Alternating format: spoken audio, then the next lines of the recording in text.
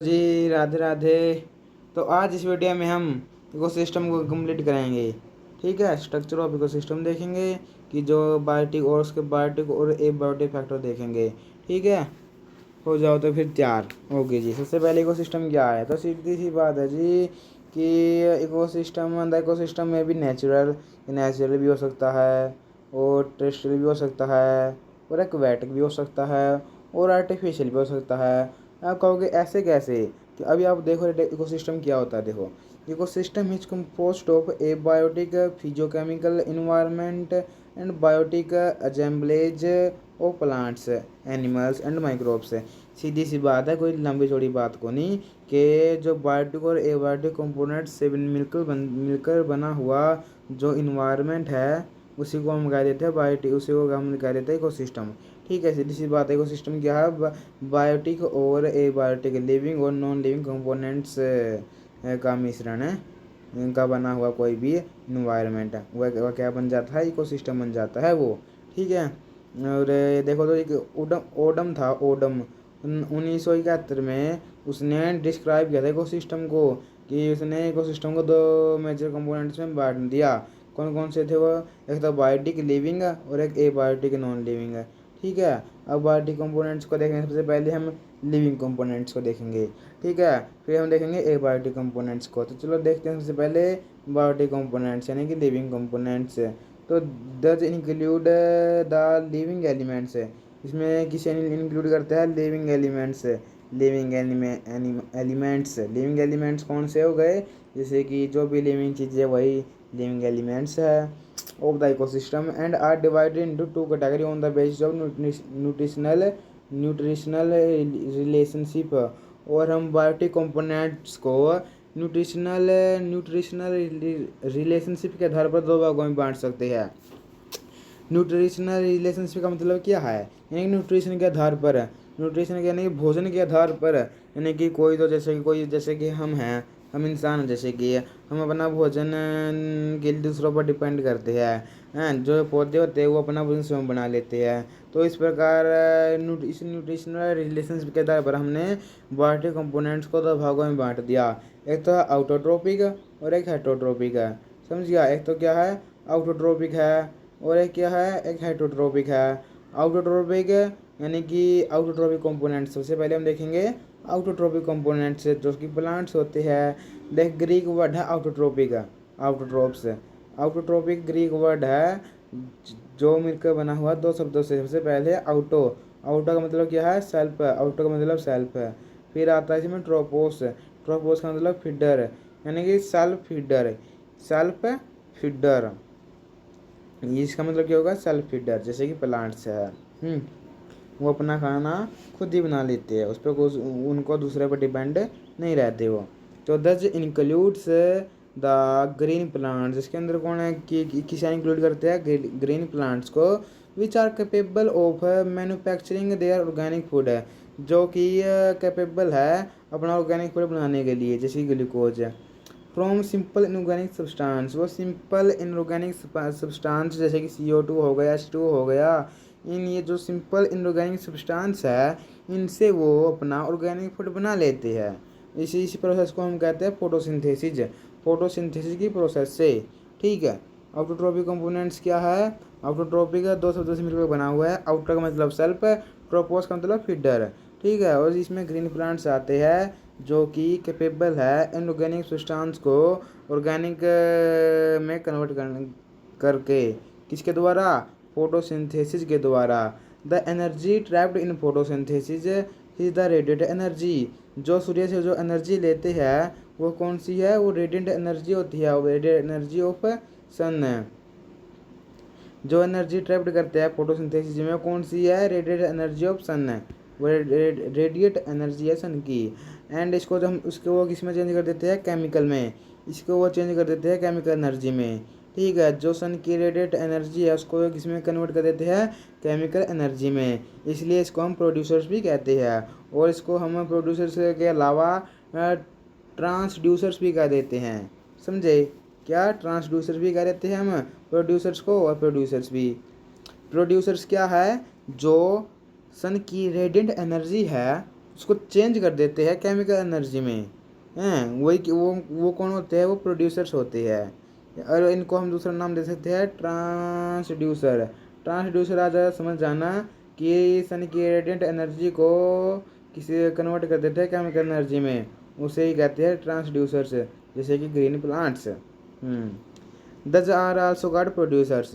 दे में भी हर्ब्स, ये हर्ब्स भी हो सकते हैं, सर्प्स भी हो सकते हैं, और इनका लार्ज साइज भी हो सकता है, ठीक है। और ये माइक्रोस्कोपिक भी हो सकते हैं, और फ्री फ्लोटिंग फाइटोप्लैंक्टन्स भी हो सकते हैं ये, ठीक है।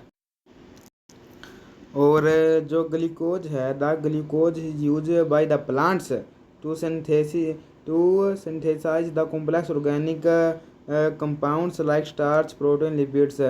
और जो ग्लूकोज होता है वो ये प्रयोग होता है किसमें, कॉम्प्लेक्स ऑर्गेनिक कंपाउंड्स बनाने में। ग्लूकोज का प्रयोग किसमें करते हैं ये प्लांट्स, कॉम्प्लेक्स ऑर्गेनिक कंपाउंड्स बनाने में, जैसे कि स्टार्च हो गया, प्रोटीन्स हो गया, लिपिड्स हो गया, इनमें बनाने में, ठीक है। ये कर देखो, ये एक अभिक्रिया जो सनलाइट की वजह से होती है, 6CO2 plus 6H2O radiate energy सन की, और क्लोरोफिल की वजह में ग्लूकोज बना रही है, ये देखो। और CO2 भी निकाल रही है, ये देखो। CO2 भी बन रहा है इसके अंदर। अब वैसे तो ये क्या करते हैं, ऑक्सीजन निकालते हैं, बाकी CO2 आगे जाकर छोटे छोटे मॉलिक्यूल्स में टूट जाएगा। और ये ग्लूकोज बना लेते हैं। ग्लूकोज बनाकर फिर ये क्या करते हैं, कॉम्प्लेक्स ऑर्गेनिक कंपाउंड्स बनाते हैं, उनसे सिंथेसाइज करते हैं, जैसे कि स्टार्च हो गया, प्रोटीन्स हो गया, लिपिड्स हो गया। अब इनकी प्रोड्यूसर्स इंपॉर्टेंस क्यों है, ये तो आप बता सकते हो कि भाई प्लांट्स क्यों इम्पोर्टेंट्स है। यदि प्लांट्स नहीं रहेंगे धरती पर तो फिर कुछ नहीं रहेगा, सीधी सी बात है। क्योंकि उन्हीं से तो हमें ऑक्सीजन मिलता है।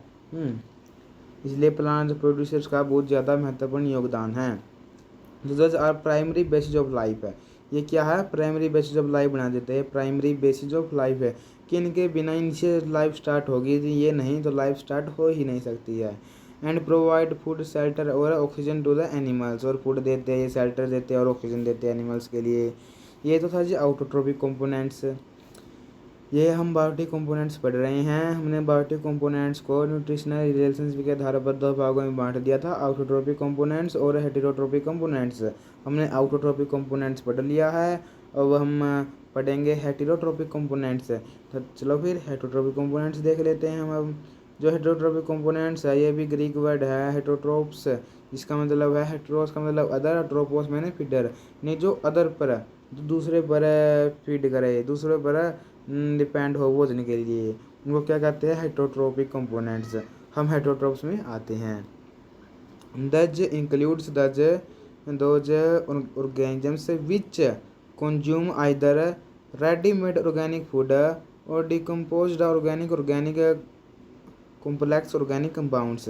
दज आर आल्सो कॉल्ड कंज्यूमर्स। इनको हम क्या कह देते हैं, इनको हम कंज्यूमर्स भी कह देते हैं। क्यों, क्योंकि ये जो ऑर्गेनिक फूड और डिकम्पोज कॉम्प्लेक्स ऑर्गेनिक कंपाउंड्स, ये क्या कर देते हैं, ये कॉम्प्लेक्स ऑर्गेनिक कंपाउंड्स को डिकम्पोज कर देते हैं, इसलिए इसको हम कंज्यूमर्स भी कह देते हैं। और they do not have chlorophyll, इनके पास क्लोरोफिल नहीं होता है। क्लोरोफिल होता ही नहीं है एनिमल्स के पास, सीधी सी बात है। और so can not synthesize their own food है, इसीलिए अपना फूड वो अपने आप नहीं बना सकते, इनको दूसरे पर डिपेंड रहना पड़ता है, दूसरे पर डिपेंड रहना पड़ता है इनको। Depending upon their size heterotrophs are divided into two category. इनके साइज के आधार पर हमने इसको दो भागों में बांट दिया है, एक तो मैक्रो कंज्यूमर्स, एक माइक्रो कंज्यूमर्स। सबसे पहले हम बात करेंगे मैक्रो कंज्यूमर्स की। इसके अंदर हम एनिमल्स इंक्लूड करते हैं। मैक्रो क्योंकि बहुत बड़े साइज के होते हैं, इनको हम फैगोट्रोप्स भी कह देते हैं। इनको हम क्या कह देते हैं, फैगोट्रोप्स भी कह देते हैं। विच ईट और इंजेस्ट द प्रोड्यूसर्स डायरेक्टली और इनडायरेक्टली। जो प्रोड्यूसर्स को क्या करते हैं, इंजेस्ट करते हैं, यानी खाते हैं। डायरेक्टली भी खा सकते हैं और इनडायरेक्टली भी खा सकते हैं, इनडायरेक्टली भी और डायरेक्टली भी, ठीक है। On the basis of nature of food है, इसके बेस पर, फूड के नेचर के बेस पर। दस आर डिवाइडेड इनटू 4 कैटेगरी। इनको हम 4 कैटेगरी में बांट सकते हैं। पहला है primary consumers of first order, दूसरा है, अभी इसको देखते हैं, पहले हम प्राइमरी कंज्यूमर्स को देखते हैं। दस इंक्लूड हर्बीवोर्स है, इनके इनके अंदर कौन है, इनको अंदर कौन है, किसको लेकर आएंगे, हमें किसको इंक्लूड करेंगे, हर्बीवोर्स को। Primary consumers of first order में हम हर्बीवोर्स को लेकर आएंगे। विच directly eat upon the plants, जो डायरेक्टली ईट करता है प्लांट्स के ऊपर है, जैसे कि रैबिट है, सीधा ये पोका खाता है, प्लांट्स खाता है, इस प्रकार से कैटल हो गए, ग्रासोपर्स हो गया, एक्स्ट्रा ये हो गई, ये क्या है, प्राइमरी कंज्यूमर्स है, जो डायरेक्टली ईट करता है प्लांट्स को। दज इनको हम की इंडस्ट्री एनिमल्स भी कह देते हैं, क्या कह देते हैं, की इंडस्ट्री एनिमल्स। ये टर्म किसने दी थी, ये टर्म इल्टन ने दी थी 1927 में, क्योंकि ये change the plant material into animal material, क्योंकि ये जो प्लांट का मटेरियल है उसको ये एनिमल मटेरियल में कन्वर्ट कर देते हैं, जैसे इसलिए इसको हम क्या कहते हैं, इसलिए प्राइमरी कंज्यूमर्स को की इंडस्ट्री एनिमल्स भी कहते हैं। क्या कहते हैं, की इंडस्ट्री एनिमल्स। की इंडस्ट्री एनिमल्स का मतलब क्या है, कि ये प्लांट्स मटेरियल को एनिमल मटेरियल में कन्वर्ट कर देते हैं। जैसे कोई लायन है, अब वो घास तो खाएगा नहीं, अब वो हिरन को खाएगा, ठीक है, तो जो हिरन घास खाएगी वो उसके शरीर में मांस उस शरीर में जाएगा और उसके शरीर में वृद्धि करेगा उसके पोषण में, ठीक है, जिससे जो प्लांट मटेरियल था वो एनिमल मटेरियल में कन्वर्ट हो गया, फिर उससे जो शेर हिरन को आसानी से खा सकता है। तो इसलिए इन्होंने कहा है कि this change the plant material into animal material है, इसलिए के इंडस्ट्री एनिमल्स है, कौन, प्राइमरी कंज्यूमर्स। हम देखते हैं सेकेंडरी कंज्यूमर्स को जी।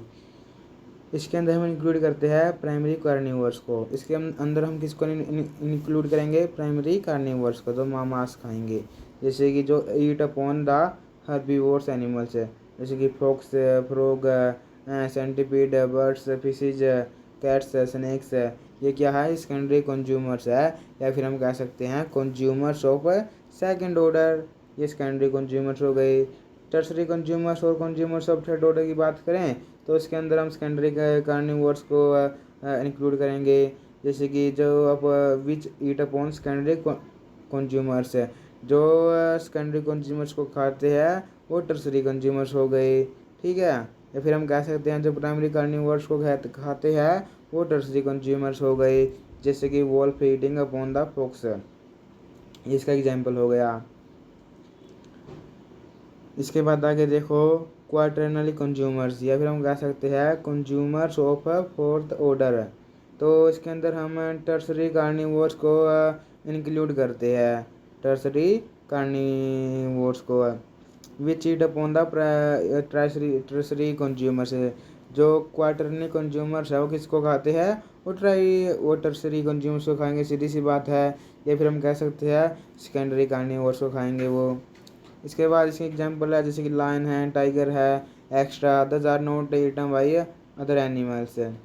तो ये हमने कंज्यूमर्स पढ़ लिए। तो हम क्या पढ़ रहे थे, हम हम हम पढ़ रहे थे बायोटिक कंपोनेंट्स, उसमें हमने न्यूट्रिशन के आधार पर दो भागों में बांट दिया था। कौन कौन से थे दो भाग, पहला तो था ऑटोट्रोपिक, दूसरा था हेटरोट्रोपिक। हमने ऑटोट्रोपिक कंप्लीट कर लिया था यहाँ तक, फिर हेटरोट्रोपिक कंपोनेंट्स पर चले हुए थे। हमने हेटरोट्रोपिक कंपोनेंट्स को दो कैटेगरी में बांट दिया था साजिश के आधार पर। एक तो था मैक्रो कंज्यूमर्स में हमने पढ़ लिया है उसकी 4 category, primary consumers, secondary consumers, tertiary consumers और क्वाटरनरी कंज्यूमर्स। अब हम पढ़ रहे हैं माइक्रो कंज्यूमर्स, यानी कि स्मॉल माइक्रो, ठीक है, दे आर आल्सो कॉल्ड, इनको हम डिकम्पोजर्स भी कहते हैं, सेप्रोट्रॉप्स भी कहते हैं। सेप्रोट्रॉप्स का मतलब ग्रीक वर्ड है सेप्रोस का मतलब है रोटोन, और ट्रोप्स का मतलब है फीडर, ठीक है। जो सेप्रोट्रॉप्स क्या है, एक ग्रीक वर्ड है। तो माइक्रो कंज्यूमर्स से कहो या फिर डिकम्पोजर्स कहो या फिर सेप्रोट्रॉप्स कहो, एक ही बात है। और reducer which break down the complex organic compounds of dead body of both plant and animal. ये क्या करते हैं, ये कॉम्प्लेक्स ऑर्गेनिक मैटर कंपाउंड्स को छोटे छोटे टुकड़ों में बांट देते हैं, जो भी डेड बॉडी होती है प्लांट्स या एनिमल्स की।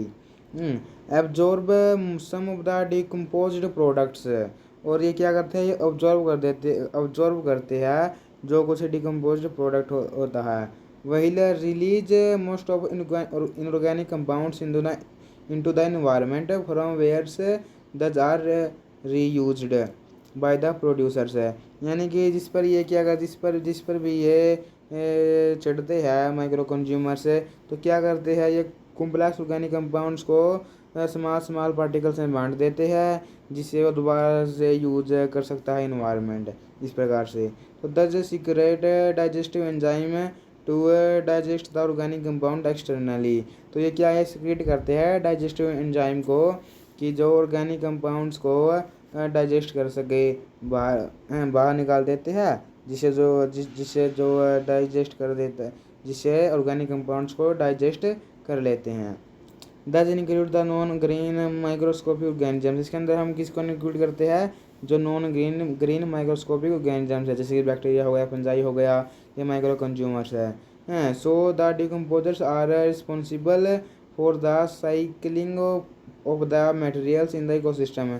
तो इस प्रकार जो डिकम्पोजर्स है बहुत रिस्पॉन्सिबल है बहुत ज़रूरी है साइकिलिंग के लिए cycling of the material in the ecosystem. तो इकोसिस्टम में साइकिलिंग चलती रहे इसके लिए माइक्रो कंज्यूमर्स बहुत ज़रूरी है। ये था जी माइक्रो कंज्यूमर्स। ठीक है आगे देखो the producers heterotrophs saprotrophs are biotic components of ecosystem and are usually considered as 3 functional kingdom of nature. हमने पढ़ लिया कि जो प्रोड्यूसर्स है हेगोट्रोप्स है सेप्रोट्रोप्स है ये बायोटिक कंपोनेंट्स इकोसिस्टम के और इनको हमने 3 functional kingdom of in nature भी कहा है क्योंकि ये बहुत ज़रूरी है।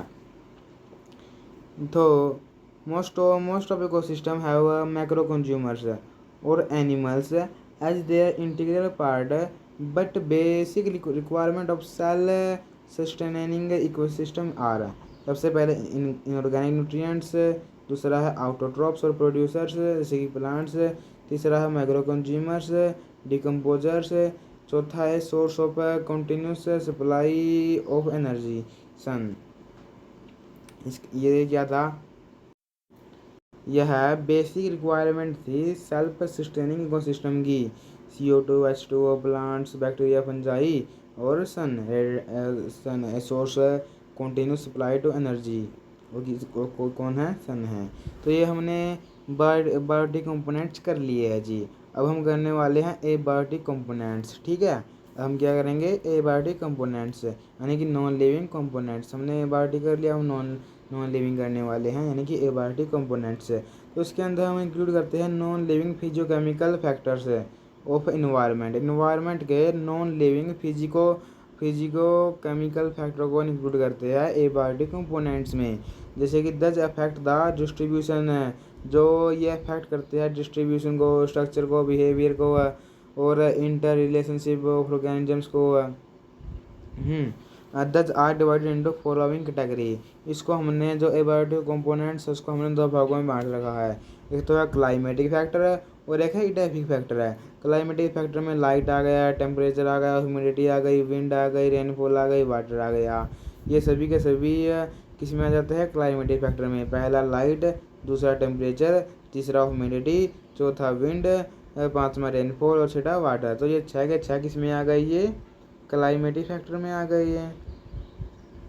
ठीक है जी अब हम आगे देखते हैं क्या देखते हैं आगे भी है रेनफॉल भी है भाई। इसमें रेनफॉल भी आते हैं इसमें वाटर भी आते हैं और इसके अंदर एटमॉस्फेरिक गैसेस भी आ जाती है। ये सभी के सभी ये 5 6 नहीं है तो 8 है 3 और 3 6 एक साथ ये 7 के साथ क्लाइमेटिक फैक्टर है। ये देखो इंपॉर्टेंट ये बात ये नोट करनी है कि light temperature humidity wind rainfall water और एटमॉस्फेरिक गैसेज ये क्या है ये क्लाइमेटिक फैक्टर है। अब तो ये तो क्लाइमेटिक फैक्टर हो गए। तो इडेफिक फैक्टर कौन से है वो अभी हम पढ़ेंगे जी वो आगे आएगा। तो सबसे पहले हम स्टार्ट करते हैं क्लाइमेटिक फैक्टर को जो लाइट से। ठीक है ओके जी तो हम सबसे पहले स्टार्ट करते हैं लाइट से। तो आप फ़ोन को रोटेट कर लीजिए। तो light is a complex physical factor which affect both plants. जो लाइट है वो क्या है कॉम्प्लेक्स फिजिकल फैक्टर है जो अफेक्ट करता है प्लांट्स को भी और एनिमल्स को भी। और इसको और लाइट को मेजर कर सकते हैं हम लक्स मीटर या फिर फोटोमीटर है। लाइट को किसके द्वारा मेजर कर सकते हैं, या तो लक्स मीटर के द्वारा या फिर फोटोमीटर के द्वारा। लक्स मीटर, फोटोमीटर लाइट को मेजर करने वाला यंत्र है। It provide energy to the producers for photosynthesis. ये क्या करता है, जो लाइट है एनर्जी प्रोवाइड करता है प्रोड्यूसर्स को कि वो फोटोसिंथेसिस कर सके, क्योंकि बिना लाइट के प्रोड्यूसर फोटोसिंथेसिस नहीं कर सकते। And A number of many other activity of both plant and animals which depend upon the quality, intensity and duration of light, यानी फोटो पीरियड। और हम भी तो लाइट का वेट करते हैं, यानी कि लाइट पर बहुत तरीके से निर्भर रहते हैं प्लांट और एनिमल। हम आगे देखेंगे कि किस प्रकार लाइट पर निर्भर है, यानी कि किस प्रकार लाइट इंपॉर्टेंट है। लाइट से क्या होता है, जैसे कि सबसे पहले आ जाता है लाइट में कलर विजन। यह एबिलिटी है डिफ्रेंशिएट डिफरेंट लाइट कलर।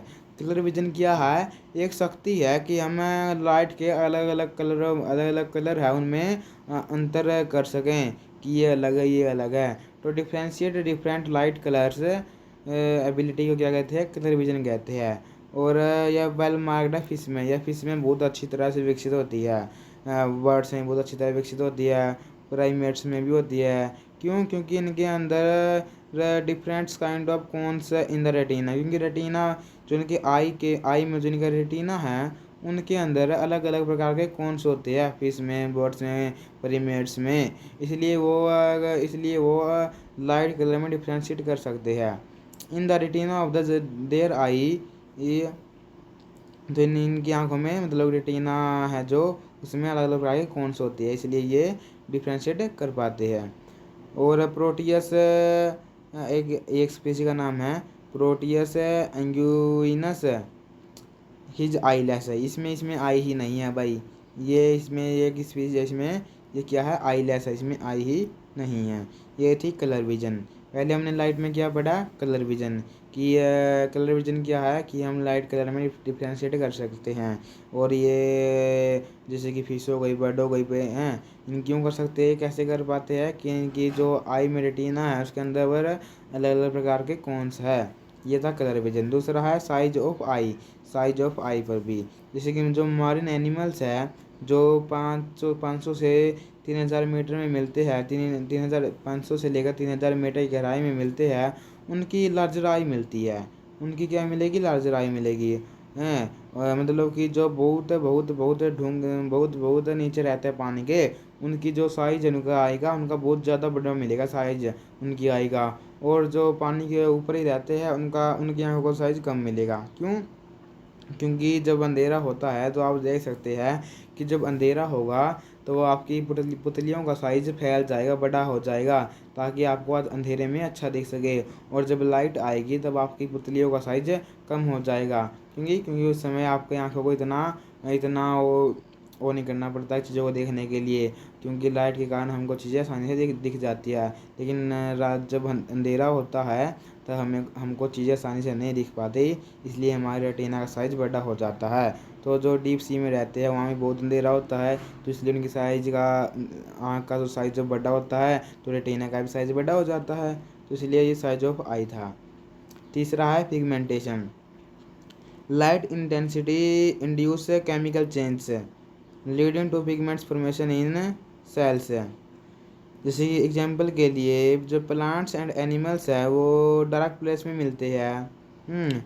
तो जो मतलब डार्क प्लेस का मतलब क्या है, बहुत नीचे मिलते हैं, like deep sea and caves are usually pigment less है, यानी कि जो बहुत डार्क प्लेस में मिलेंगे या फिर बहुत अंधेरी जगह पर मिलेंगे उनमें क्या होगा, उनमें पिगमेंट नहीं मिलेगा हैं। और tanning occurs in human being in response to prolonged exposure to bright sunlight. Similarly, the development of chlorophyll in the leaves and bright pigments in flowers and fruits are developed in response to light and help in photosynthesis. Pollination में भी help करती है light, seed and fruit dispersal respectively. In frog and whale lizard, birds bright light stimulate the lighter skin color, यानी कि हम कह सकते हैं कि जो ब्राइट लाइट होती है वो क्या कर देती है, वो लाइटर स्किन कलर कर देती है, और जो डिम लाइट होती है वो डार्क स्किन कलर कर देती है। ठीक है। पिगमेंटेशन में आपने सिर्फ यही याद रखना है कि जो डार्क प्लेस में होते हैं उनके उनमें पिगमेंट लेस होता है वे, और जो ब्राइट लाइट होती है वो स्किन का कलर कैसा कर देती है, लाइट कर देती है, और जो डिम लाइट होती है वो स्किन का कलर कैसे कर ले देती है, डार्क कर। ब्राइट लाइट स्किन का कलर लाइटर करेगी, लाइटर चमकेगी, यानी कि चमकीला सा करेगी थोड़ा थोड़ा, काला नहीं करेगी, गोरा करेगी ब्राइट लाइट। और जो डिम लाइट होती है वो डार्क कर देगी स्किन का कलर। सीधी सी बात है, ये करना पिगमेंटेशन में। इसके बाद आ जाता है प्रोटेक्टिव कलरेशन। इसके बाद क्या आ जाता है, प्रोटेक्टिव कलरेशन। प्रोटेक्टिव कलरेशन, ठीक है जी। किसके अंदर कर रहे हैं हम ये सब, हम ये सब किसके अंदर कर रहे हैं, हम ये सब कर रहे हैं जो ए बायोटिक फैक्टर थे लाइट, उसके अंदर पढ़ रहे हैं। प्रोटेक्टिव कलरेशन यहाँ से पढ़ देंगे हम, ठीक है। तो मैनी रेप्टाइल, एक मिनट, हाँ ये रहा। मैनी रेप्टाइल्स, बर्ड्स और mammals develop the power of metachrosis colour change.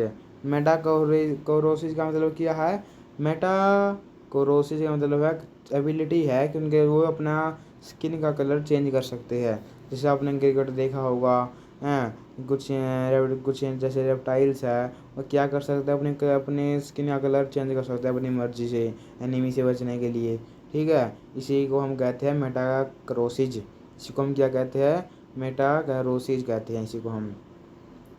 To defend themselves from enemy, enemy से बचने के लिए। एग्जाम्पल है इसका, green quail sitting in a grassland, chameleon, Hyla, ये सभी इसके एग्जाम्पल है कि मैंने जो रेप्टाइल्स और बर्ड्स है और मैमल्स है उनके पास पावर है कि मेटाक्रोसिस की, अपना कलर चेंज करने की, ताकि वो एनिमी से बच सके। इसी को हम प्रोटेक्टिव कलरेशन भी कह देते हैं, ठीक है। आगे है फोटो पीरियोडिज्म। आगे क्या आ गया, photoperiodism. It refer to the response of organisms to the duration of sunlight in a day, यानी कि एक डे में जो लाइट आ रही है उसके अंदर जो ऑर्गेनिजम्स है वो कैसा रिस्पॉन्स करता है लाइट के प्रति, वही क्या है, फोटो पीरियोडिज्म है। कि response of organism to the duration of sunlight in a day, वही क्या है, photoperiodism. Photoperiod is known a start a set of physiological process which help इन।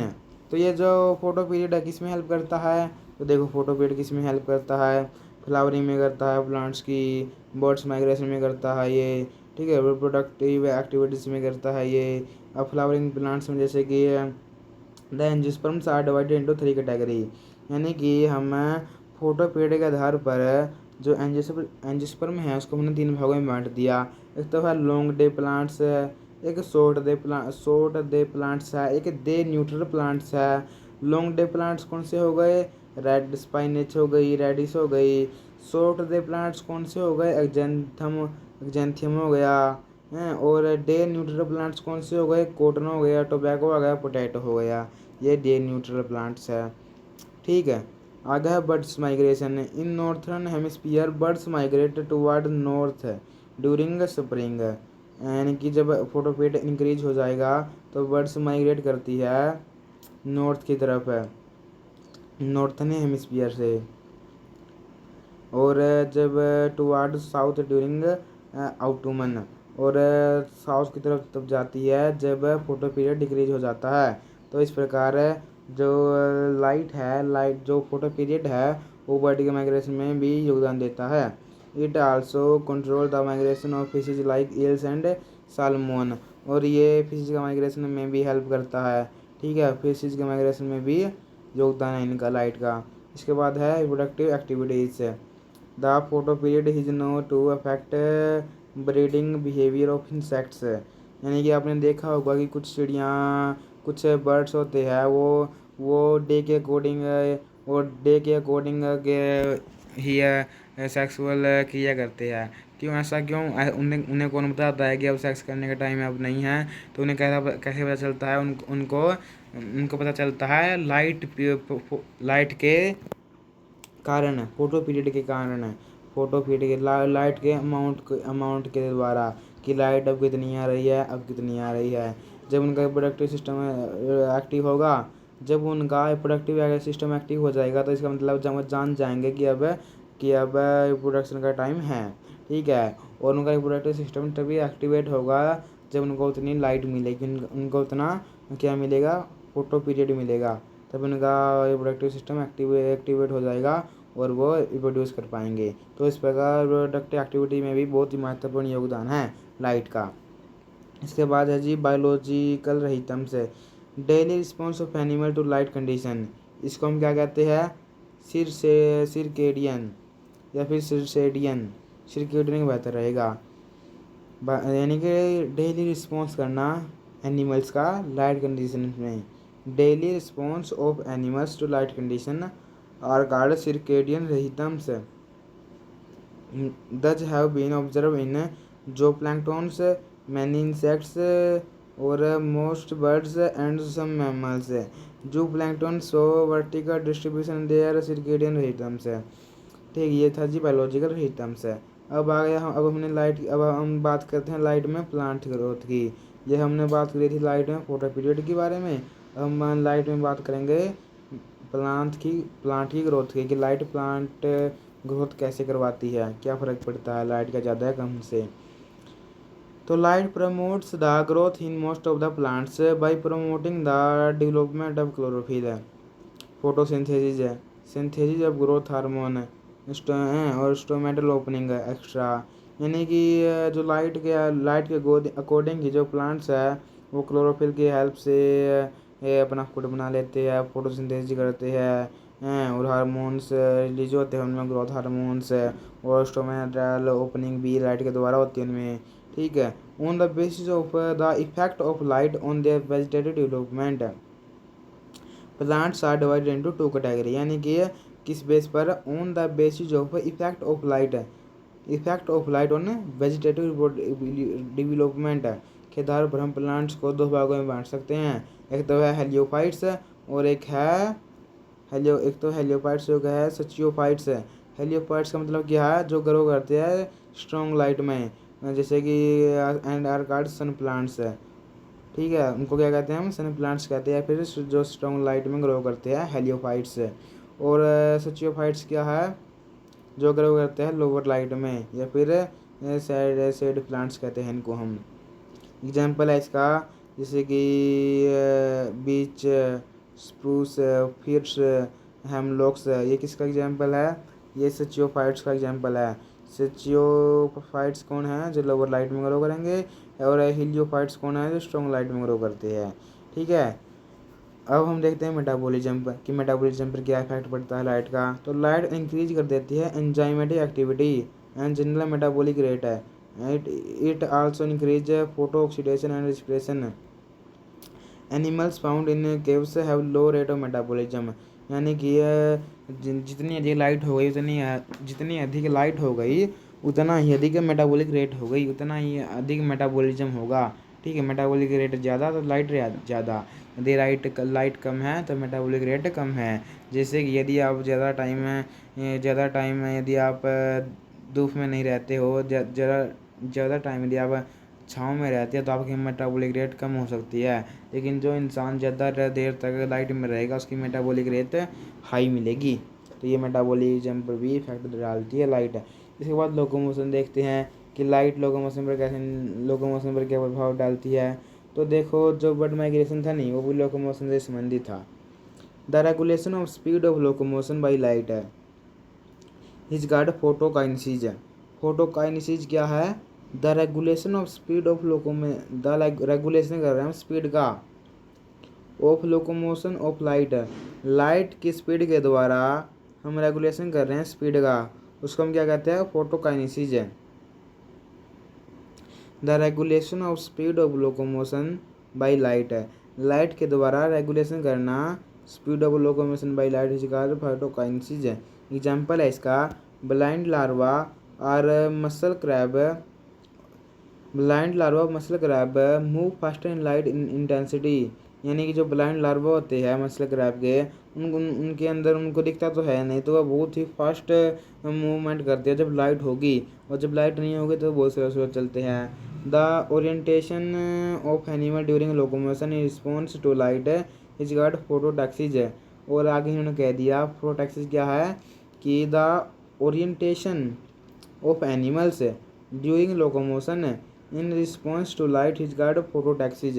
इसका एग्जाम्पल है यूग्लिना, रेनाट्रा है, extra है, are positively phototactic while earthworms, slugs extra negatively phototactic है।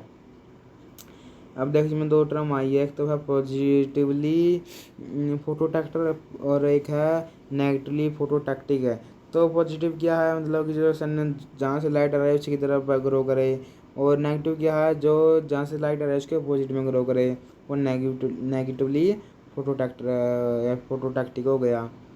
Familiar bee line course in honey bee determine at a definite angle to the direction of sun. जो honey B होती है वो एक definite angle में चलती है सन के। ये लोकोमोशन दर्शाता है लाइट के द्वारा, यानी कि लाइट के द्वारा जीव कैसे लोकोमोशन करते हैं ये बताने की कोशिश कर रहा है यहाँ पर। ये लोकोमोशन थी। अब आगे लाइट में ही पीरियोडिसिटी आ गई। पीरियोडिसिटी क्या है, activity of organisms toward period of light for 24 hours. यानी कि 24 आवर्स में लाइट है उसमें वो क्या एक्टिविटी करता है, उसको हम क्या कहते हैं, पीरियोडिसिटी या फिर डायल पीरियोडिसिटी। इसके बेस पर हम एनिमल्स को 4 कैटेगरी में बांट सकते हैं। एक तो है आइरोरल क्या है, यानी कि जो एक्टिव रहता है डाउन पीरियड में, जो एक्टिव रहे डाउन पीरियड में वो क्या है, आइरोरल है वो। डायूरनल क्या है, जो यानी कि full day light period active रहता है, जो फुल डे लाइट पीरियड में। और विस्पिरल क्या है, जो एक्टिव रहता है डस्क पीरियड में। ठीक है। अब डाउन पीरियड कौन सा हो गया, ईयरली मॉर्निंग है, उसको हमने कह दिया ऑरोरल है। और डस्क पीरियड कौन सा हो गया, सनसेट वाला, उसको हमने कह दिया विस्पिरल है। और डायअर्नल क्या हो गया, डायअर्नल फुल डे लाइट पीरियड में एक्टिव रहे, जो इन एग्जाम्पल ने कहा मोड्स ऑफ बर्ड्स मैंस। ठीक है। आगे देखो यहाँ लिख दिया कि जो रैबिट है वो एक्टिव रहता है, बहुत डाउन में भी रहता है, वो डाउन में भी एक्टिव रहता है और डस्क में भी रहता है, यानी कि इवन में भी, ईयरली मॉर्निंग में भी और सनसेट में भी। तो इस प्रकार जो रैबिट है वो ईयरली मॉर्निंग में भी एक्टिव रहता है और सनसेट में भी एक्टिव रहता है, यानी कि डाउन पीरियड में भी और डस्क पीरियड में भी। तो इसको हम कहते हैं क्रेप्यूस्कुलर। इसको हम क्या कहते हैं, क्रेप्यूस्कुलर। तो रैबिट कैसा है कि रैबिट के लिए हम क्या टर्म यूज कर सकते हैं, क्रीप्यूस्कुलर, यानी कि जो एक्टिव रहता है डाउन में भी और डस्क में भी, ईयरली मॉर्निंग में भी और सनसेट में भी, ऑरोरल में भी और विस्पिरल में भी। आखिरी टर्म आते हैं इसमें नॉकटर्नल। नॉकटर्नल कौन होते हैं, जो नाइट पीरियड में एक्टिव रहे, जैसे कॉकरोच है, वो रात में आपको दिखेंगे, रात में एक्टिव होते हैं, बाहुबली जो कॉकरोच होते हैं। तो ये 4 थी पीरियोडिसिटी। ठीक है, आइरोरल, ऑरोरल, डायurnal, विस्पिरल और नॉकटर्नल। हाँ जी, तो हमने पीरियोडिसिटी कर ली है। अब हम देखते हैं डिस्ट्रीब्यूशन को। ठीक है, हम क्या देखेंगे, लाइट में लास्ट डिस्ट्रीब्यूशन है, इसके बाद हम स्टार्ट करेंगे टेम्परेचर को। तो light affects the distribution of animals by affecting the vegetation. Example के लिए जो टंड्रा बायोम है उसमें इनसफिशिएंट लाइट आती है, लो टेम्परेचर है, लेकिन वहाँ पर वेजिटेशन क्या है, लेस है, यानी कि बहुत ही कम पेड़ पौधे मिलते हैं, वेजिटेशन बहुत ही लेस है, इसका वहाँ पर एनिमल भी लेस है। और जहाँ पर जो ट्रॉपिकल एरिया वहाँ पर हाई रेनफॉल होती है, स्ट्रॉन्ग लाइट होती है, सफिशिएंट वेजिटेशन मिलती है, तो वहाँ पर अबेंडेंट लाइफ भी मिलती है। वहाँ पर क्या है, फिर बहुत सारी लाइफ, अबेंडेंट लाइफ मिलेगी, बहुत सारे एनिमल देखने को मिलेंगे। समझे। तो लाइट प्रकार जो लाइट है वो डिस्ट्रीब्यूशन पर भी फ़र्क डालती है कि टंड्रा बायोम में इनसफिशिएंट लाइट आती है, लो टेम्परेचर है, लेकिन वेजिटेशन लेस है, तो लेस एनिमल लाइफ है। और जब हम ट्रॉपिकल एरिया की बात करते हैं तो वहाँ पर रेनफॉल, स्ट्रॉन्ग लाइट आती है, सफिशिएंट वेजिटेशन है, तो वहाँ पर लाइफ, जो एनिमल लाइफ है वो भी बहुत ज़्यादा है। तो ये डिस्ट्रीब्यूशन पर भी अफेक्ट करती है लाइट जी। ठीक है। अब लाइट के बाद टेम्परेचर की बात करेंगे। अब आप करें कहोगे लाइट टेम्परेचर चल क्या रहा है ये। देखो लाइट का मतलब आप लाओ कि सूर्य से लाओ, आप समझ गए, सन की लाइट से, आप सनलाइट से लाओ कि सनलाइट का जीवों पर क्या प्रभाव पड़ता है, प्लांट और एनिमल्स पर, उसकी बात कर रहे थे। अब हम टेम्परेचर की बात करेंगे। अब हम किसकी बात करेंगे, टेम्परेचर की। वैसे टेम्परेचर भी उन्होंने लाइट में दे देना चाहिए था, लेकिन उन्होंने टेम्परेचर अलग से दिया है, तो हम भी अलग से लिखेंगे, अलग से याद करेंगे इसको, ठीक है जी। तो it is the most important ecological factor है। टेम्परेचर क्या है? मोस्ट इम्पोर्टेंट इकोलॉजिकल फैक्टर है, जो अफेक्ट करता है सभी की सभी एक्टिविटी, ऑर्गेनिज्म की जो भी एक्टिविटी है, सभी एक्टिविटी को वो क्या करता है? अफेक्ट करता है। Most of the organisms can survive in temperature range of, अब कोई व्यक्ति, कोई तो बैक्टीरिया 0 से 7 डिग्री में मिलेगा, जैसे कि कोई 0 से 7 डिग्री सेल्सियस में रहेगा, कोई 60 से 90 में भी रहने वाला है, कोई -30 से -50 में भी रहेगा, ठीक है। यानी कि अपने अपने कैपेसिटी के अनुसार एनिमल्स रहते हैं। जैसे कि अब हम हैं, अब यदि अब हम हैं, अब हम अपने शरीर का बॉडी है जो अपनी, वो लगभग मान लो कि 50 डिग्री सेल्सियस तो 50 डिग्री सेल्सियस में रह लेगी। लेकिन यदि मान लो कि 50 डिग्री 100 डिग्री से ऊपर चला गया तापमान, तब क्या होगा? 100 डिग्री में तो पानी उबलना शुरू कर देता है, यानी कि भाप बन जाता है, तो हमारा तो शरीर वैसे ही भाप बन जाएगा। यानी कि लेकिन वहाँ पर भी माइनस, वहाँ पर भी मतलब 100 डिग्री सेल्सियस 200 डिग्री सेल्सियस, यहाँ तक कि 1000 डिग्री सेल्सियस में भी बहुत सारे एनिमल्स मिलते हैं। और यहाँ तक कि -1000 डिग्री में भी, -500 में भी, -50 में भी कुछ ना कुछ एनिमल्स मिलते हैं। तो इस प्रकार अपने अपनी कैपेसिटी के आधार पर टेम्परेचर में सर्वाइव कर पाते हैं। ये नहीं है कि आप अब कहोगी यदि वो 180 में सर्वाइव कर रहा है तो मैं भी 180 में सर्वाइव कर सकता हूँ, ऐसा नहीं होगा, ठीक है। अपने अपने कैपेसिटी है, अपने अपने अकॉर्डिंग इन्वायरमेंट के अकॉर्डिंग ही इवॉल्व होते हैं, ठीक है। और यदि देखो, जो मोस्ट ऑफ द ऑर्गेनिजम्स है वो किल्ड बाई हाइयर टेम्परेचर, यानी कि जैसे कि हाई टेम्परेचर हो गया, यदि मान लो कि 120-130 डिग्री टेम्परेचर हो गया तो हम तो मर जाएंगे। क्यों? क्योंकि डीनेचुरेशन हो जाएगा एंजाइम का, यानी कि एंजाइम अच्छे से काम नहीं कर पाएंगे। एंजाइम का स्ट्रक्चर डिफरेंट, एंजाइम का जो स्ट्रक्चर होता है यदि वो बिगड़ जाता है टेम्परेचर के कारण, यदि उसको सफिशिएंट टेम्परेचर नहीं मिल पाता, और यदि एंजाइम का स्ट्रक्चर बिगड़ गया तो फिर डीनेचुरेशन हो जाता है, जिसके कारण इंसान की मौत हो जाती है।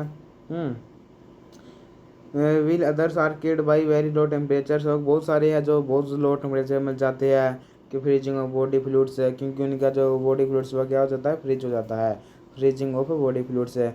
कोई except dry seeds, spores seeds which have no water है, कुछ चीज़ों को छोड़कर, जैसे कि सीड्स हो गए, इनमें कोई वाटर नहीं मिलता इसलिए। अब टेम्परेचर अफेक्ट करता है प्लांट और एनिमल को इन फ्लोइंग वे। पहला है प्रोडक्शन में, तो देखो, in flowering flowering in the plants in response to temperature is called thermoperiodism. Thermoperiodism क्या है? The flowering in the plants in response to temperature, यानी कि टेम्परेचर के रिस्पॉन्स में प्लांट्स में जो फ्लावरिंग होती है, the flowering in plants in response to temperature is called thermoperiodism. इसको हम क्या कहते हैं? थर्मोपीरियोडिज्म कहते हैं। In animals the maturation of gonads and activity of spermatogenic tissue are also temperature depend है। हम जानते हैं कि जैसे कि हम जानते हैं कि होमोसेपियंस में कि जो एनिमल्स है उनमें जो गोनाड्स है, मैचुरेशन होता है गोनाड्स को, टेम्परेचर डिपेंडेंट होता है। स्पर्म बनने के लिए उनको वो बॉडी से कम टेम्परेचर की आवश्यकता होती है स्पर्मेटोजेनिक टिश्यू को, ठीक है। यानी स्पर्म्स बनने के लिए बॉडी के टेम्परेचर से कम टेम्परेचर की आवश्यकता होती है। इसलिए आप जानते हैं कि जो हमारे टेस्टिस होते हैं वो बॉडी से बाहर होते हैं, ताकि उनको कम टेम्परेचर मिल सके। और जब सर्दी आती है तो हमारा बॉडी का टेम्परेचर कम हो जाता है, हीट लॉस कम हो जाता है, तो इसलिए वो बॉडी के पास आ जाता है ताकि उनको भी टेम्परेचर मिल सके। आगे देखते हैं जी। फिर हम कहाँ पर आ गए थे? हम यहाँ पर थी रिप्रोडक्शन में आ गए थे हम यहाँ पर। हाँ, जैसे कि इन बलोफ्लाई एक एग्जाम्पल ले रहे हैं हम। बलोफ्लाई में the number of eggs laid for female increase with increase in temperature, यानी कि जो ये बलोफ्लाई होती है, यदि हम टेम्परेचर को इंक्रीज कर देते हैं, यानी कि 32.5 डिग्री सेल्सियस अप टू है, तो उसके बाद 32.5 डिग्री सेल्सियस के बाद जब हम टेम्परेचर इंक्रीज करते हैं तो इसमें ब्लोफ्लाई में जो एक्स उत्पन्न करने की दर है वो बढ़ जाती है, तो ये ज़्यादा अंडे देती है। ठीक, और जब 32.5 डिग्री से ऊपर पहुंच जाता है टेम्परेचर, तब जो नंबर्स है एक्स का वो डिक्रीज हो जाता है। और जैसे जैसे हम 32.5 डिग्री के ऊपर टेम्परेचर बढ़ता जाएगा तो उसका नंबर है जो एक्स का वो डिक्रीज होता जाएगा, ये कहना चाह रहा है यहाँ पर। तो इस प्रकार जो टेम्परेचर है वो अफेक्ट करता है फिकेंडिटी। फिकेंडिटी का मतलब क्या है, रिप्रोडक्टिव कैपेसिटी को। जैसे कि अब आपने देखा कि यदि 32.5 डिग्री से ऊपर चला गया तो नंबर डिक्रीज हो गया एक्स का, और उससे नीचे है तो बढ़ रहा है। Of animals in some plants low temperature of winter stimulates the sprouting of dormant birds of warmer months of spring. ये प्रोडक्शन था जी कि टेम्परेचर रिप्रोडक्शन को कैसे प्रभावित करता है। अब हम बात करते हैं ग्रोथ एंड डेवलपमेंट की। तो both extremely low and high temperature retard the growth and development of plants. Low temperature all no to desiccation, यानी कि हमको क्या मेंटेन टेम्परेचर चाहिए, ना ज़्यादा चाहिए ना कम चाहिए। जो लो टेम्परेचर है उसको हम कैसे है डिसिकेशन, यानी कि इंजरी हो जाती है ड्यू टू डिहाइड्रेशन। वो क्या है, डिसिकेशन है, यानी कि इंजरी ड्यू टू डिहाइड्रेशन। और चिलिंग इंजरी क्या है, injury of plants of hot climate है।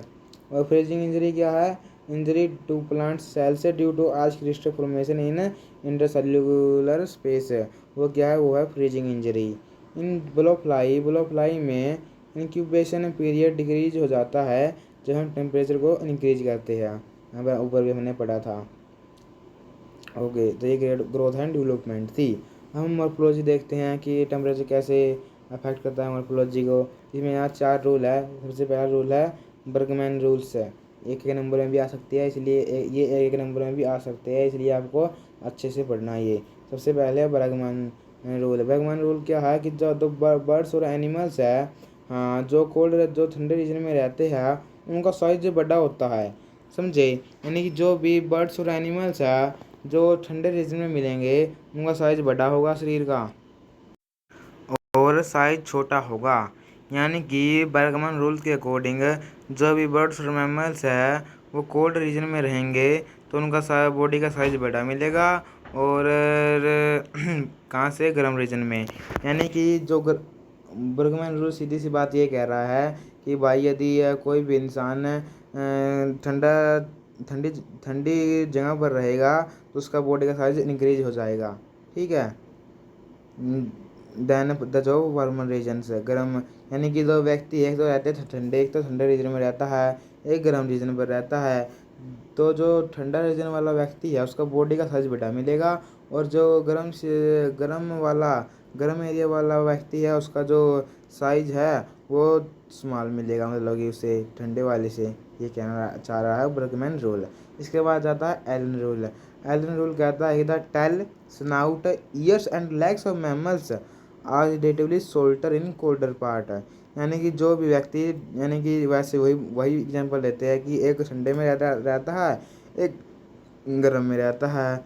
तो जो ठंडा रीजन वाला व्यक्ति है उसके ई टेल स्नाउट ईयर्स और लेग्स है वो छोटे मिलेंगे गर्म वाले से, और गर्म वाले व्यक्ति के टेल स्नाउट ईयर्स लेग्स बड़े मिलेंगे। ये था एलन रूल। अब आ जाता है जॉर्डन रूल। जॉर्डन रूल क्या कहता है कि the fishes found in waters of low temperature tend to have more vertebrae and than the जो वार्मर वाटर्स। यानी कि यदि कोई फिश है वो लो टेम्परेचर वाले पानी में मिल रही है तो इसका मतलब है कि वहाँ पर बहुत सारे वर्टिब्रे है, और यदि कोई फिश वार्मर गर्म वाटर में मिल रही है उसका मतलब है वहाँ पर लेस वर्टिब्रे है। ये था जॉर्डन रूल। एक रूल और आता है इसके अंदर, ग्लोगर रूल। ग्लोगर रूल क्या है कि the mammals birds and insects of tropical region and darker in colour है, यानी कि जो ट्रॉपिकल रीजन में रहते हैं, उनका कलर कैसा है, डार्कर है इन कलर में, एंड और हैवी पिगमेंटेड है कोल्ड रीजन से। सीधी सी बात है जी, जो वार्मर रीजन में रहेंगे उनकी बॉडी का कलर कैसा मिलेगा, डार्कर मिलेगा, क्यों? क्योंकि सनलाइट डायरेक्ट पड़ेगी। और जो कोल्ड रीजन में रहते हैं जहाँ पर सनलाइट बहुत कम आती है, तो उनका बॉडी का जो बॉडी का कलर है वो क्या क्या कैसा मिलेगा, वो ज़्यादा डार्क नहीं मिलेगा आपको, सीधी सी बात है, वो पिगमेंटेड मिलेगा। ये ग्लोबल रूल कहता है। आगे हम आ जाते हैं थर्मल रेगुलेशन पर टेम्परेचर में। तो different living organisms tide over very low और very high temperature condition different, यानी ये कुछ तो बहुत वही बात, कुछ अपने अपनी कैपेसिटी के अकॉर्डिंग कुछ बहुत कम टेम्परेचर में सर्वाइव कर पाते हैं, कुछ बहुत ज़्यादा हैं, अपनी अपनी कैपेसिटी है। तो इसमें कहा जाता है इंसिस्टमेंट है। इंसिस्टमेंट क्या होती है? It involves the formation of a hard and chitinous protective coat. ये क्या है? For the formation of a hard and chitinous protective coat है, जिसको हम कहते हैं सिस्ट अराउंड द बॉडी, यानी कि बॉडी के अराउंड एक हार्ड और काइटेनियस प्रोटेक्टिव कोट बन जाता है, जिसको हमने कह दिया सिस्ट। और यह किस में देखने को मिलता है? अमोइबा, एगुलिना और मैनी वर्टिब्रा बैक्टीरिया में देखने को मिलता है। ये क्या करता है? ये प्रोटेक्शन देता है और ये डिसीकेशन से बचाता है, सिस्ट है। ठीक है। इसके बाद आता है हाइबरनेशन, यानी कि winter sleeper. It is a period of dormancy during winter months. Poikilothermal को कोल्ड ब्लडेड भी कहते हैं और एक्टोथर्मल भी, यानी कि पोइकिलोथर्मल, कोल्ड ब्लडेड और एक्टोथर्मल एक ही बात है, समझ गए? पोइकिलोथर्मल, कोल्ड ब्लडेड और एक्टोथर्मल एक ही बात है। एनिमल्स लाइक एम्फीबियंस और रेप्टाइल्स है एंड सम होमोथर्मल, एंडोथर्मल और वार्म ब्लडेड, इनकी भी एक ही बात है। Mammals like polar bears, insectivores, bats and rodents undergo hibernation during which body temperature, metabolic rate and energy requirements are greatly reduce, यानी कि हाइबरनेशन क्या है? विंटर स्लीप पर चले जाते हैं भाई। ठीक है, विंटर स्लीप पर चले जाते हैं कब? अंडरगो हाइबरनेशन ड्यूरिंग, जब body temperature, metabolic rate and energy requirements are greatly reduce, बहुत जल्दी जल्दी क्या हो जाती है? रिड्यूस हो जाती है। फिर आ जाती है समर स्लीप, यानी कि एस्टिवेशन है। ये क्या है? यानी कि यह भी है, it is a period of dormancy during summer months so as to escape from scorching heat of sun. It commonly observed in lung species remain surrounded in a cocoon of slime in a tube-like burrow. Ladybirds, beetles, certain bugs or snails. In insects, estivation is characterized by diapause. In insects activation क्या है? Characterised by diapause, suspension of morphological growth and development.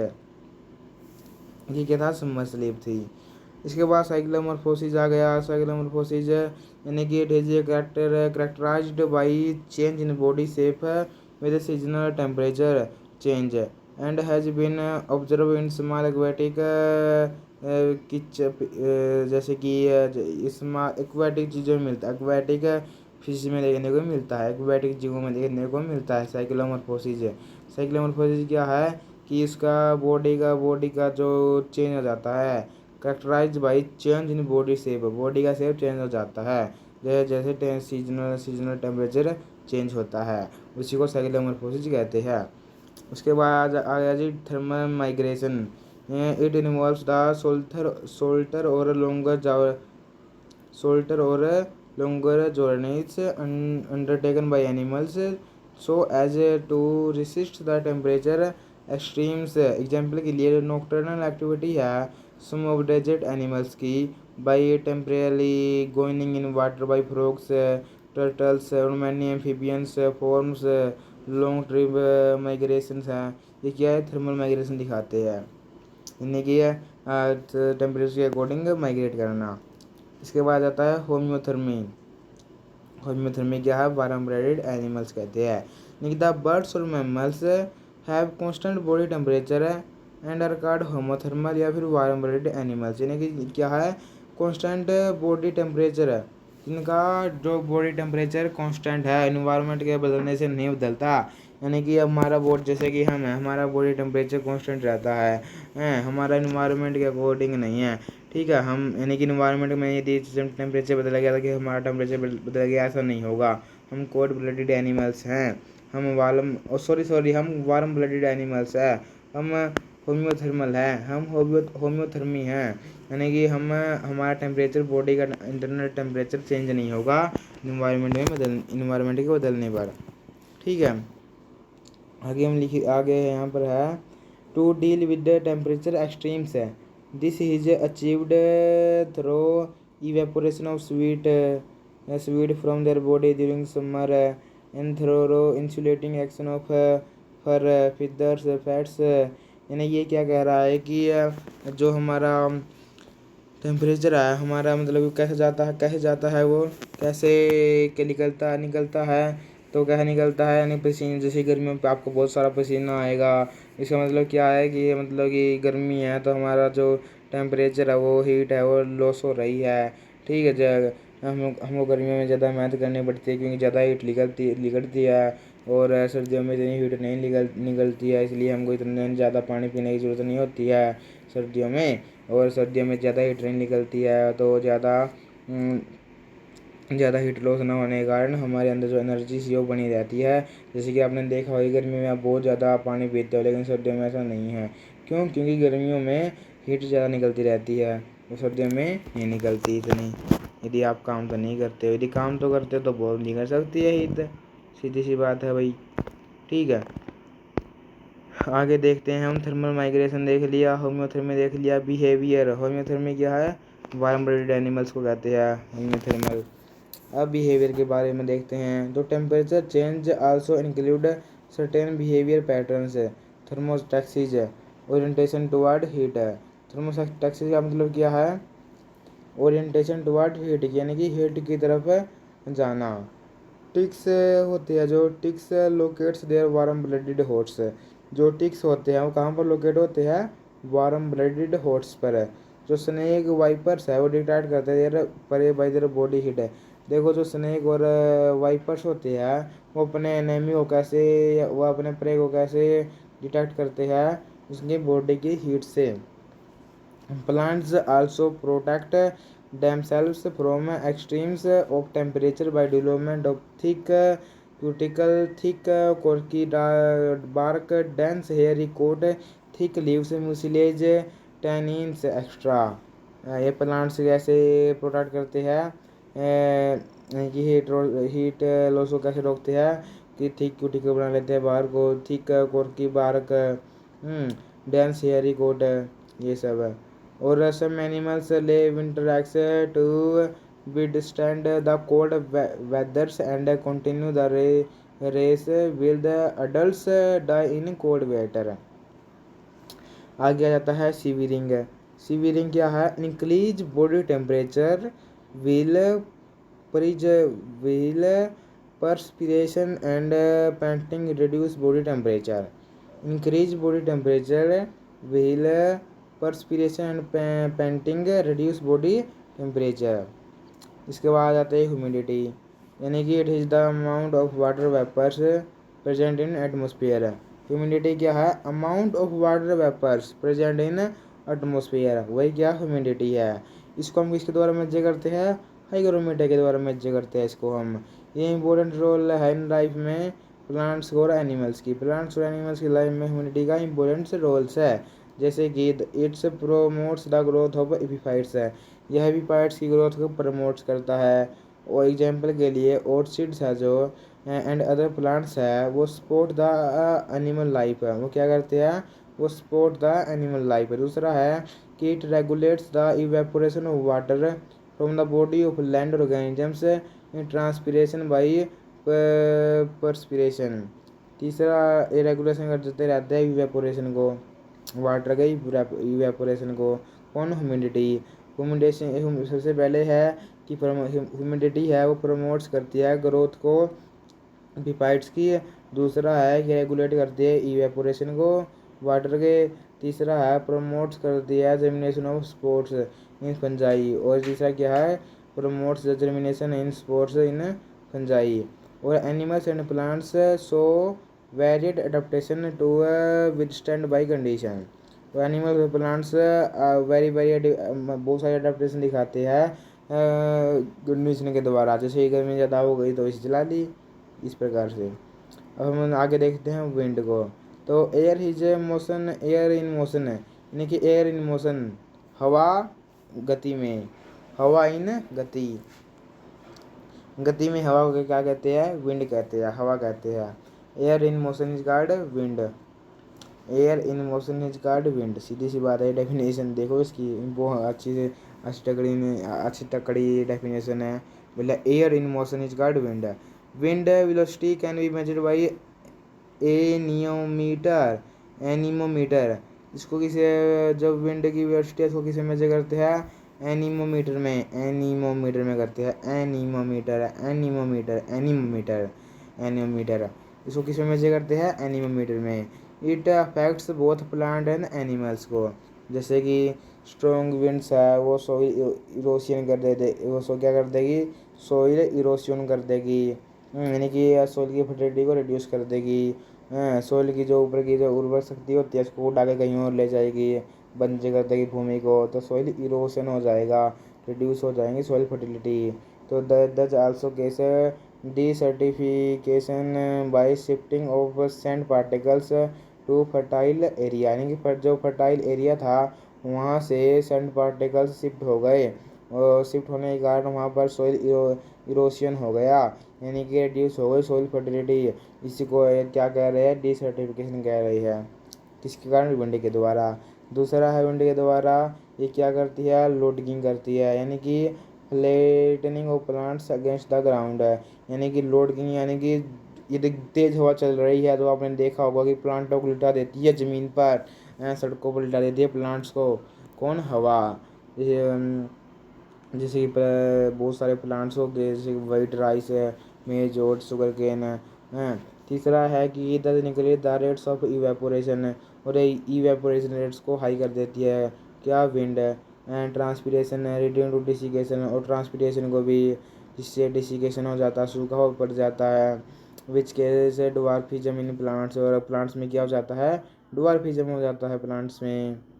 ठीक है, यहाँ पर डवार्फिज्म का मतलब क्या है? बोनापन, यानी कि पौधा बोना हो जाएगा। कि यदि वेपोरेशन ज़्यादा होगा तो क्या बोना ही होगा, वो उसे अच्छे से पानी नहीं मिल पाएगा तो बोना हो जाएगा, अच्छे न्यूट्रिशन नहीं मिलेगा तो। और आगे क्या है? और आगे है हेल्प, पोलिनेशन में हेल्प करती है विंड,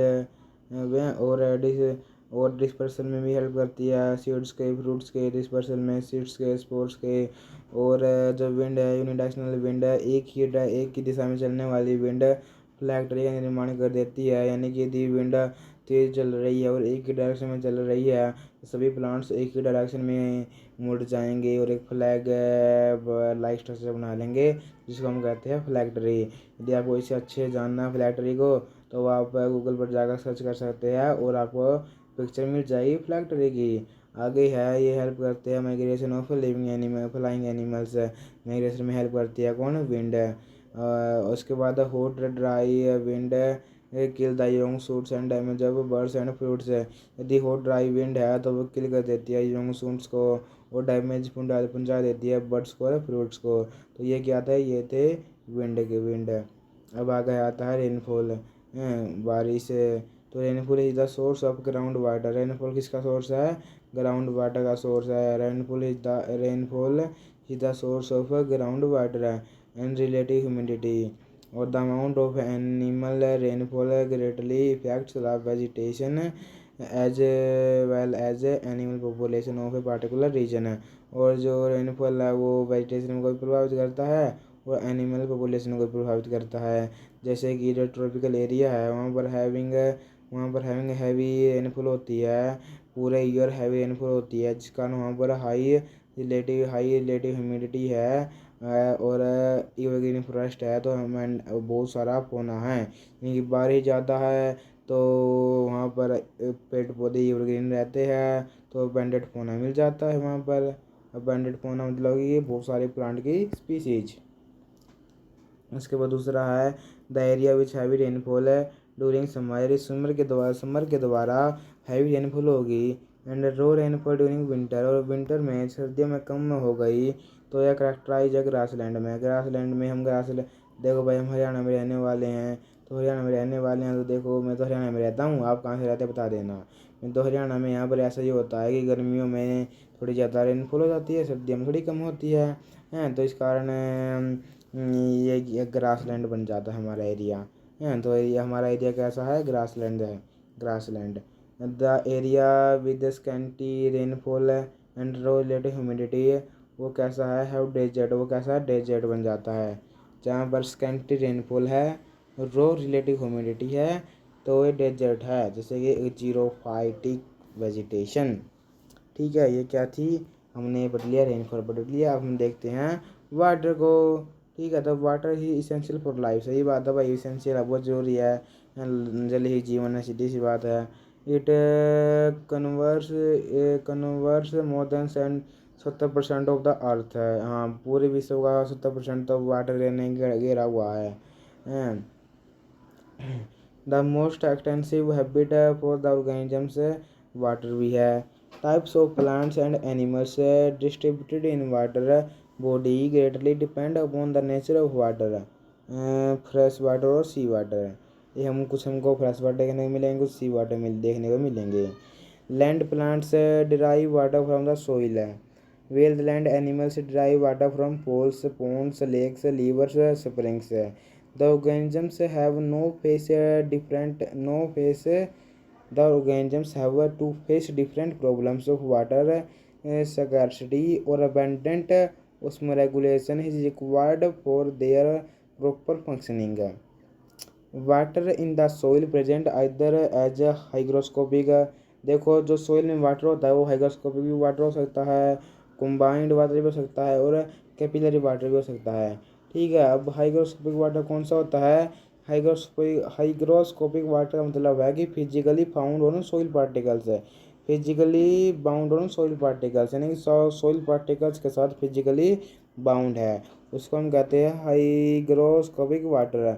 और कॉम्बाइंड वाटर कौन सा है, कि chemically bound water with solid particles है, कि ये सॉलिड पार्टिकल्स के साथ केमिकली बाउंडेड है। और कैपिलरी वाटर कौन सा है, कि water in between solid particles, की सॉलिड पार्टिकल्स के बीच में जो वाटर है उसको हमने कह दिया कैपिलरी पार्टिकल्स है। यहाँ पर केवल ओनली कैपिलरी वाटर है, जो वाटर है, जो सॉइल पार्टिकल्स के बीच में वाटर है, जो कैपिलरी वाटर है, वही अवेलेबल वाटर है। Combined and hygroscopic water not available water, और ये बस कौन सा, बस कैपिलरी वाटर ही अवेलेबल है, बाकी दो बचे हुए अवेलेबल नहीं है। ठीक है, आगे देखो water problem in aquatic ecosystem. The fresh water fishes have larger glomeruli and expel large amount of hypotonic urine, and marine fishes जो have special cells in their gills which extract the salts from sea water by active transports in the body fluids। तो water problem in aquatic system में आप ये line लिख सकते हो, इधर आपका जिक्र तो आप सारा ही पढ़ सकते हो, लेकिन इतना भी मोस्टली है। इसमें सबसे इम्पोर्टेंट बात यही है कि जो फ्रेश वाटर फिश होती है उनके पास लार्ज ग्रोमिलवाई होती है, expeller large amount of hypotonic urine निकलता है। और जो मारिन फिशेज होती है, मारिन फिशेज है, यानी कि ये जहाँ जो मारिन फिशेज कौन सी है, कि पानी में साल्ट है, उनके पास स्पेशल सेल्स होती है गिल्स में, जो साल्ट को फिल्टर कर देती है इसी समुंदर से बाई एक्टिव ट्रांसपोर्ट के द्वारा, और फिर वो यूज कर लेते हैं पानी का। आगे है water problem in terrestrial ecosystem. आप ये लिख सकते हो इसमें कि kangaroo rats feed on dry seed and depend on metabolic water, so do not drink water. यानी कि जो कंगारू रैट है नहीं, वो क्या करता है, वो ड्राई सीड को खाता है, और वो डिपेंड होता है मेटाबॉलिक वाटर पर, यानी कि कंगारू रैट कभी भी पानी नहीं पीता है। क्यों नहीं पीता है, क्योंकि वो ड्राई सीड खाता है, और जो मेटाबॉलिक वाटर बनता है उसी को डिपेंड होता है वो। ठीक है, वो बाहर डिपेंड नहीं रहता है, उसके अंदर ही मेटाबॉलिकली वाटर बनता है, और वो उसी को ही ग्रहण करता है, सीधी बात। तो इससे उसमें वाटर की कमी पूर्ति हो जाती है, क्यों? क्योंकि उसके अंदर ही वाटर बन रहा है, सीधी सी बात है। इसके बाद एटमॉस्फेरिक गैसेज आ गई जी, जैसे ऑक्सीजन आ गई, कार्बन डाइऑक्साइड आ गई, नाइट्रोजन आ गई, इनके बारे में आप लिख देना। इसके बाद आ गया ये तो हमने ये हमने कौन से फैक्टर कर दिए, ये तो हम एबॉर्टी फैक्टर कर रहे थे जी। ये हमने देखो जितने भी है, ये कितने हैं, 8 या 7 है या 8 है, ये हमने कंप्लीट कर दिए हैं। ठीक है, अब हम करेंगे लास्ट टॉपिक हमारा कौन सा है, इडाफी फैक्टर है। ये कौन से थे? क्लाइमेटिक फैक्टर, लाइट भी कर दिया हमने, टेम्परेचर भी कर लिया, ह्यूमिडिटी भी, विंड भी, रेनफॉल भी, वाटर भी और एटमॉस्फेरिक गैसेज भी। अब बचा है एक लास्ट इडाफी फैक्टर है। इडाफी फैक्टर चार भागों में बांटेंगे इसको हम, और इसका भी कंप्लीट करने वाले हैं। ओके जी, तो हो जाओ फिर तैयार। अब हम आ गए हैं इडाफी फैक्टर में। इसके अंदर देखो 4 चीज़ें हैं, सोइल एंड सबस्ट्रेटम है, टोपोग्राफी है, मिनरल्स और पीएच है। सबसे पहले आ गया सोइल एंड सबस्ट्रेटम आ गया सबसे पहले। तो soil is surface layer of land है। सोइल क्या है कि लैंड की जो सरफेस लेयर है उसी को हमने सोइल कह दिया। यह मेन इडाफी फैक्टर है इकोसिस्टम का। ये क्या है? मेन इडाफी फैक्टर है इकोसिस्टम का, कौन? सोइल है। Its mineral material are formed by weathering of the parent, यानी कि सोइल कैसे बनती है? रॉक्स से ही बनते, चट्टानों के, चट्टान जब बहुत छोटे छोटे पीस में बंट जाती है तभी सोइल का निर्माण होता है। ठीक है, और इसमें और the process of formation of soil, इसको क्या कहते हैं? Paedogenesis. The process of formation of soil, the process of formation of soil is guard pedogenesis. The process of formation of soil is called pedogenesis. A soil complex is formed of 5 category. एक soil complex है वो कहाँ का कितना का बना हुआ है? 5 कैटेगरी का बना हुआ है। जैसे कि मिनरल मैटर होते हैं उसके अंदर, ठीक है, मिनरल मैटर होते हैं, ऑर्गेनिक मैटर होते हैं, और ह्यूमस होता है, और सोइल वाटर होता है, सोइल एयर होती है, और लिविंग ऑर्गेनिजम्स होते हैं। तो सोइल किस किस में हेल्प करती है? सोइल हेल्प करती है भाई, ये वाटर प्रोवाइड कराती है, मिनरल्स भी कराती है लैंड प्लांट्स को सबसे पहले तो, और एक सबस्ट्रेटम के द्वारा भी, एक सबस्ट्रेटम के रूप में भी हेल्प करती है। क्या सोलिड मीडियम के द्वारा भी, कि प्लांटों को एक जगह स्थिर रखती है। और for a variety of organisms like bacteria, fungi, many kinds of animals and most of plants. और ये साइड है डिकम्पोजिशन की प्लांट और एनिमल्स के। और है प्रोवाइड वाटर प्रोवाइड करती है, मिनरल्स और फॉसल फ्यूल्स है मैन के लिए न। ये कैसे मतलब जैसे कि यदि कोई भी यदि प्लांट और एनिमल यदि मर जाता है, यदि फिर वो ज़मीन में चला जाता है तो बहुत सालों के बाद वो उसका डिकम्पोजिशन होकर क्या किसी में कन्वर्ट हो जाता है, वो फॉसल फ्यूल्स में। तो द टाइप ऑफ सोइल है सैंडी, लोमी या clayey and its water retention, aeration and mineral content determine the nature of plants and animals. क्या डिटरमाइन करते हैं? प्लांट का नेचर और एनिमल का nature. On the basis of the characters of soil plants are divided into 5 ecological category. हम जो soil है उसको सोइल के आधार पर हम प्लांट्स को 5 इकोलॉजिकल कैटेगरी में बांट सकते हैं। वो कौन कौन से है? हेलोफाइट्स है पहले, फिर पसामोफाइट्स है, फिर लिथोफाइट्स है, फिर कैस्मोफाइट्स है, फिर एक्जेलोफाइट्स है। जो पहला है हेलोफाइट्स है, इसका मतलब जो प्लांट्स है वो कहाँ मिलते हैं? सलाइन सोइल में मिलते हैं।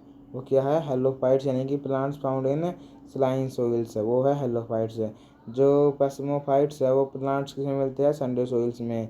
पेस्मोफाइट्स यानी कि plants found in on Sandy soils है। इसके बाद लिथोफाइट्स है, plants found on Rocky surface है।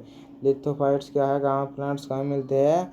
रॉकी सरफेस पर मिलते हैं, रॉकी सरफेस पर है। और खास्मोफाइट्स क्या है? कि प्लांट्स फाउंड ऑन रॉकी क्रीवाइसिस है। और ऑक्जाइलोफाइट्स क्या है? जो प्लांट्स है वो कहाँ मिलते हैं? एसिड सोइल्स में।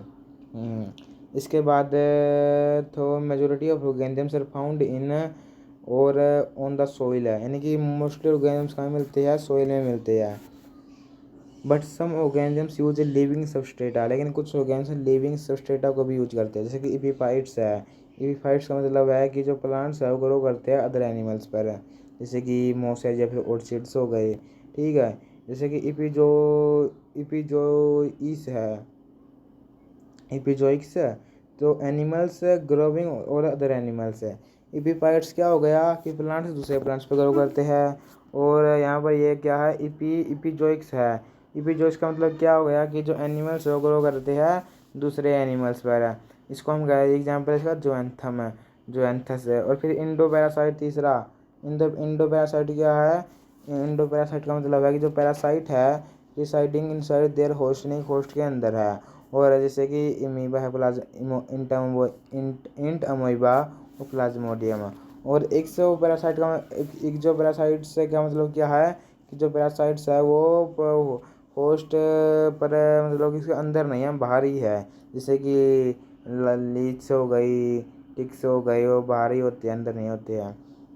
इसके बाद आ जाती है जी सोइल के बाद आ जाती है topography.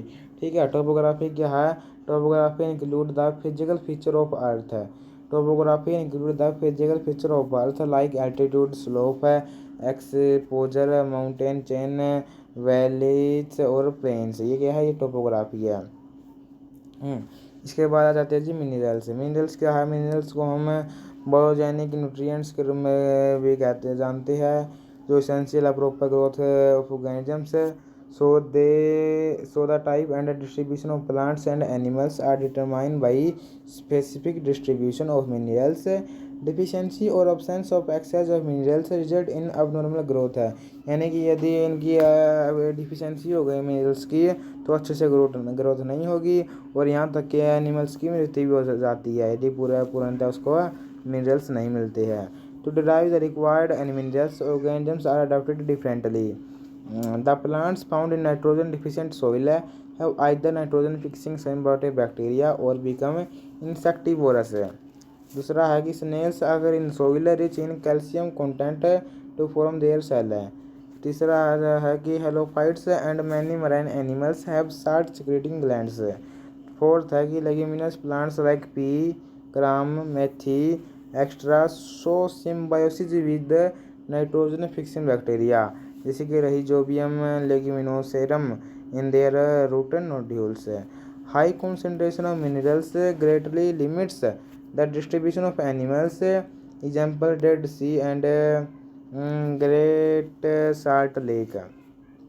Area with high salt contents are avoid of much vegetation। Fourth है पीएच यानी हाइड्रेशन आयंस कॉन्सेंट्रेशन है। पीएच है जो रिलेटिव एसिडिटी और एल्किनिटी ऑफ मीडियम। पीएच क्या है, रिलेटिव एसिडिटी और एल्किनिटी इन मीडियम की कितना एसिडिटी है उसमें कितना एल्केलिनिटी है।